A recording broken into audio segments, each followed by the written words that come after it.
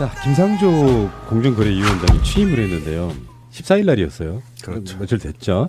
정부 세종청사에 있는 공정거래위원회에서 이제 취임식을 가졌는데 언론 보도했던 사진 보셨어요? 미친 카리스마. 아, 그러니까 이게 좀 약간 그 동네에 삐짝 마른 인심 좋은 아저씨 같은 게 아니야. 이게 딱 표현해가지고 아울러 경고의 말씀도 드리겠습니다 하는 그 표정이 와 카리스마 쩐다고 하잖아요. 대단했고요. 그런 말이 굉장히 회자가 됐는데 경제 재벌 개혁은 검찰 개혁처럼 할 수는 없다. 시간도 필요하다. 그러니까 사람들이 있잖아요. 김상조가 들어가면 막 재벌이 추풍 낙엽처럼 쓰러지고 어느 날 갑자기 경제가 좋아지고 그렇게 안 된다고. 그러면서도 진짜 중요한 게 이런 거였어. 난 이게 정말 핵심 코어라고 생각해요. 경제 개혁은 방향성만 있으면 해요.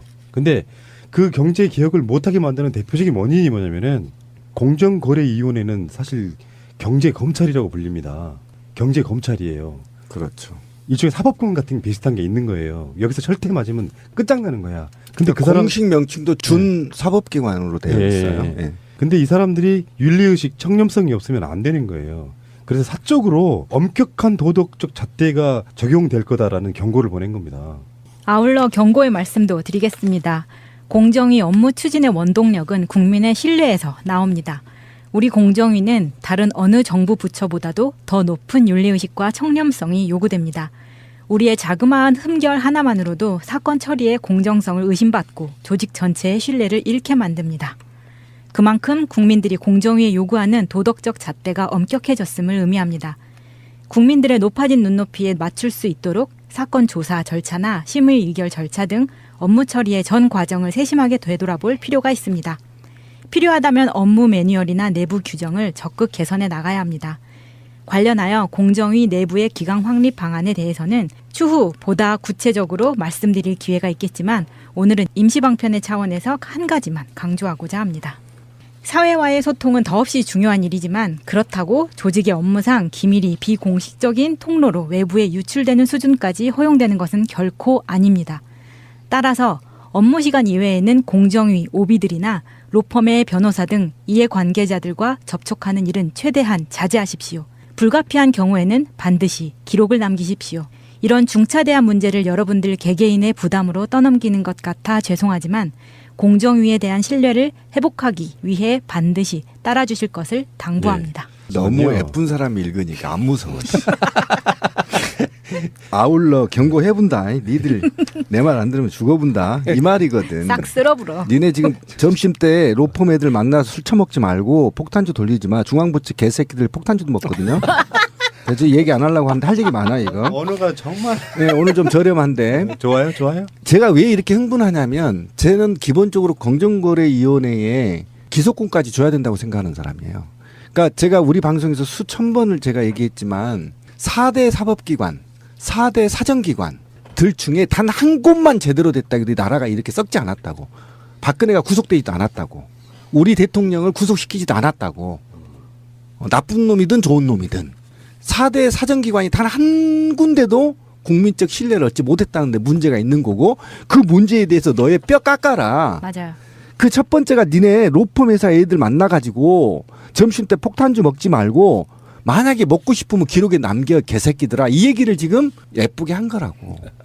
그럴 수밖에 없는 게 공정위는 경제 검찰이잖아요. 경제 검찰이라고. 근데 무소불위의 권력을 갖고 이게 있어요. 공정위 오비라는 게 뭐냐면은 공정위 출신 사람들인데 각종 사회 회사 이런 데 다 나가 있는 거예요. 퇴직하거나 은퇴하거나 해서. 그래서 이 사람들이 마치 그 법조계의 전관예우처럼 이런 식으로 눈 감아주게 하고 뒷거래하고 이런 것들이 만연해 있었던 거예요. 절대 만나지 말라는 거야. 기록으로 남기지 않으면 이게 이제 나중에 업무 지침 같은 게 돼서 기록으로 남기지 않으면 굉장히 곤란해지는. 그러니까 그럼 지금까지 안일하게 공정거래위원회에서 근무했던 사람들이 갑자기 졸고 있다가 잠이 반짝 깨는 순간이 딱 이거예요, 지금. 그런데 취임사에서 제가 또 마음에 들었던 부분이 있어요. 음. 저를 믿고 여러분께서는 적극적으로 판단하고 일관되게 실행하십시오. 그 다음은 제가 책임지겠습니다. 멋지다. 아, 그러니까 여기서 저는 멋있었어요. 그런 겁니다. 지금 제가 이제 공무원에 대해서 좀 할 얘기가 많은데 이런 식으로 용돈을 받아 썼다는 거 아니야. 그죠? 이게 취임사에서 말할 공무원들이. 정도면요 굉장히 심각하다는 뜻이에요. 그 이게. 내가 다 알고 있어. 이렇게. 그렇게 쓰고 있고 이게 누구도 공정거래위원회를 검사나 판사나 이 다 같은 급들이거든요. 실제로 같은 급이기 때문에 건드리질 않아 서로 지들끼리. 그렇죠? 네. 그런데 만약에 제가 이제 이게 김상조 공정거래위원장을 과거에도 계속 그렇게 강의도 듣고 존경했던 건 뭐냐면 이런 거예요. 검찰과 국세청이요. 아무리 때려 죽여도 이재용이 머리털 못 뽑아요. 그런데 공정거래위원회에서요.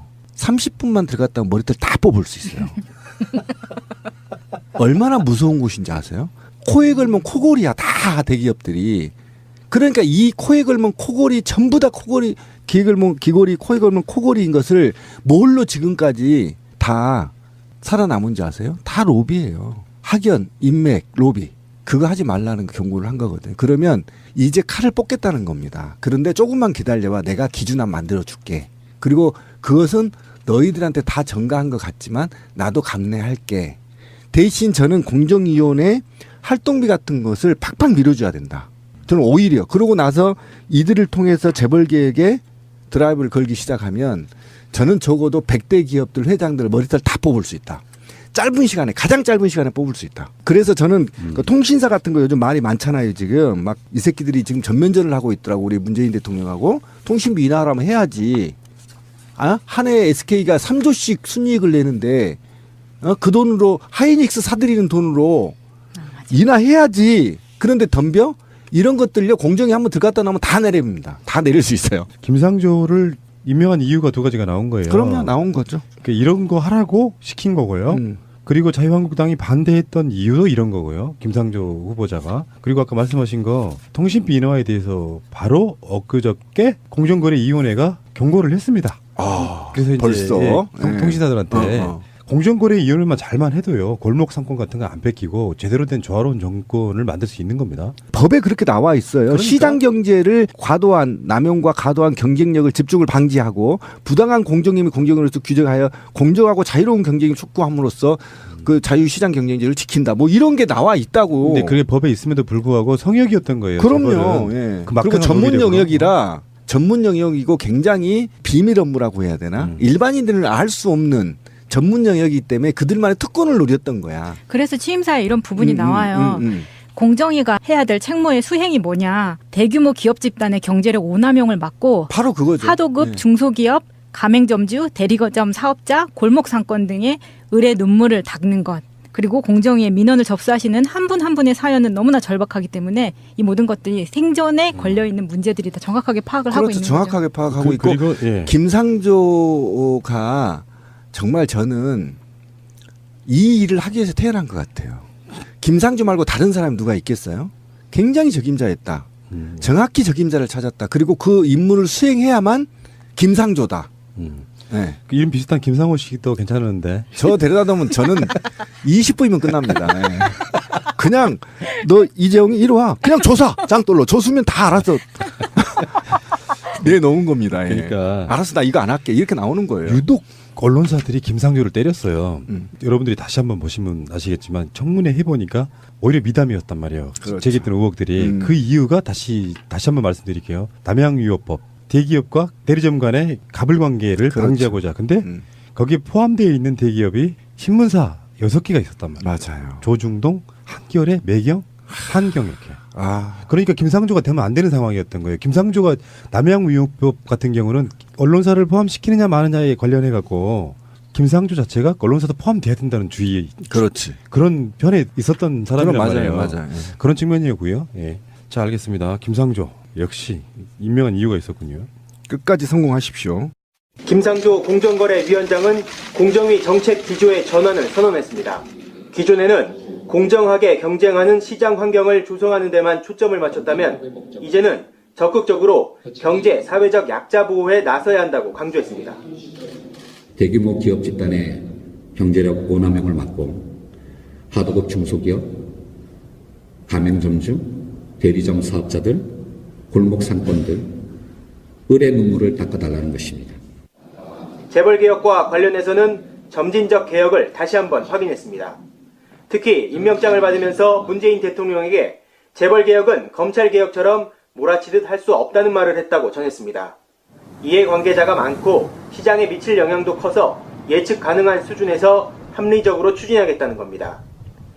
또 여야 대치 전국인 국회 상황을 고려해 입법이 필요 없는 분야부터 재벌개혁에 나서겠다며 다음 주 구체적인 방안을 공개하겠다고 밝혔습니다.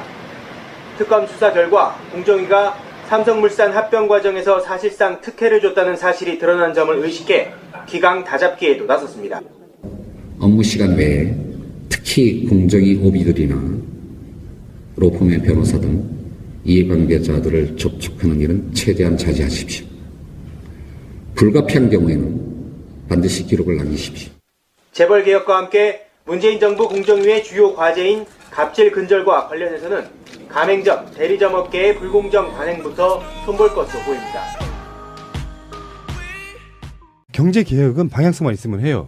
근데 그 경제개혁을 못하게 만드는 대표적인 원인이 뭐냐면은 공정거래위원회는 사실 경제검찰이라고 불립니다. 경제검찰이에요. 그렇죠. 일종의 사법권 같은 비슷한 게 있는 거예요. 여기서 철퇴 맞으면 끝장나는 거야. 근데 그 사람 공식 명칭도 준 사법기관으로 되어 있어요. 예. 예. 근데 이 사람들이 윤리의식, 청렴성이 없으면 안 되는 거예요. 그래서 사적으로 엄격한 도덕적 잣대가 적용될 거다라는 경고를 보낸 겁니다. 아울러 경고의 말씀도 드리겠습니다. 공정위 업무 추진의 원동력은 국민의 신뢰에서 나옵니다. 우리 공정위는 다른 어느 정부 부처보다도 더 높은 윤리의식과 청렴성이 요구됩니다. 우리의 자그마한 흠결 하나만으로도 사건 처리의 공정성을 의심받고 조직 전체 한 번을 제가 얘기했지만 4대 사법기관, 4대 사정기관들 중에 단 한 곳만 제대로 됐다. 우리 나라가 이렇게 썩지 않았다고. 박근혜가 구속되지도 않았다고. 우리 대통령을 구속시키지도 않았다고. 나쁜 놈이든 좋은 놈이든 4대 사정기관이 단 한 군데도 국민적 신뢰를 얻지 못했다는 데 문제가 있는 거고, 그 문제에 대해서 너의 뼈 깎아라. 맞아요. 그 첫 번째가 니네 로펌 회사 애들 만나가지고 점심 때 폭탄주 먹지 말고 만약에 먹고 싶으면 기록에 남겨 개새끼들아, 이 얘기를 지금 예쁘게 한 거라고. 그럴 수밖에 없는 게 공정위는 경제검찰이잖아요. 경제검찰이라고. 근데 무소불위의 권력을 갖고 이게 있어요. 공정위 오비라는 게 뭐냐면은 공정위 출신 사람들인데 자, 김상조 공정거래위원장이 취임을 했는데요. 14일 날이었어요. 그렇죠. 며칠 됐죠. 정부 세종청사에 있는 공정거래위원회에서 이제 취임식을 가졌는데 언론 보도했던 사진 보셨어요? 미친 카리스마. 아, 그러니까 이게 좀 약간 그 동네에 삐짝 마른 인심 좋은 아저씨 같은 게 아니야. 이게 딱 표현해가지고 아울러 경고의 말씀도 드리겠습니다는 그 표정이 와, 카리스마 쩐다고 하잖아요. 대단했고요. 그런 말이 굉장히 회자가 됐는데 경제 재벌 개혁은 검찰 개혁처럼 할 수는 없다. 시간도 필요하다. 그러니까 사람들이 있잖아요. 김상조가 들어가면 막 재벌이 추풍 낙엽처럼 쓰러지고 어느 날 갑자기 경제가 좋아지고 그렇게 안 된다고. 그러면서도 진짜 중요한 게 이런 거였어. 난 이게 정말 핵심 코어라고 생각해요. 제 신뢰를 잃게 만듭니다. 그만큼 국민들이 공정위에 요구하는 도덕적 잣대가 엄격해졌음을 의미합니다. 국민들의 높아진 눈높이에 맞출 수 있도록 사건 조사 절차나 심의 의결 절차 등 업무 처리의 전 과정을 세심하게 되돌아볼 필요가 있습니다. 필요하다면 업무 매뉴얼이나 내부 규정을 적극 개선해 나가야 합니다. 관련하여 공정위 내부의 기강 확립 방안에 대해서는 추후 보다 구체적으로 말씀드릴 기회가 있겠지만 오늘은 임시방편의 차원에서 한 가지만 강조하고자 합니다. 사회와의 소통은 더없이 중요한 일이지만 그렇다고 조직의 업무상 기밀이 비공식적인 통로로 외부에 유출되는 수준까지 허용되는 것은 결코 아닙니다. 따라서 업무 시간 이외에는 공정위, 오비들이나 로펌의 변호사 등 이해관계자들과 접촉하는 일은 최대한 자제하십시오. 불가피한 경우에는 반드시 기록을 남기십시오. 이런 중차대한 문제를 여러분들 개개인의 부담으로 떠넘기는 것 같아 죄송하지만 공정위에 대한 신뢰를 회복하기 위해 반드시 따라주실 것을 당부합니다. 너무 저는요. 예쁜 사람이 읽으니까 안 무서워. 아울러 경고해본다. 니들 내 말 안 들으면 죽어본다. 이 말이거든. 싹 쓸어불어. 니네 지금 점심 때 로펌 애들 만나서 술 처먹지 말고 폭탄주 돌리지 마. 중앙부처 개새끼들 폭탄주도 먹거든요. 그래서 얘기 안 하려고 하는데 할 얘기 많아 이거. 언어가 정말 네, 오늘 좀 저렴한데 좋아요, 좋아요. 제가 왜 이렇게 흥분하냐면 저는 기본적으로 공정거래위원회에 기소권까지 줘야 된다고 생각하는 사람이에요. 그러니까 제가 우리 방송에서 수천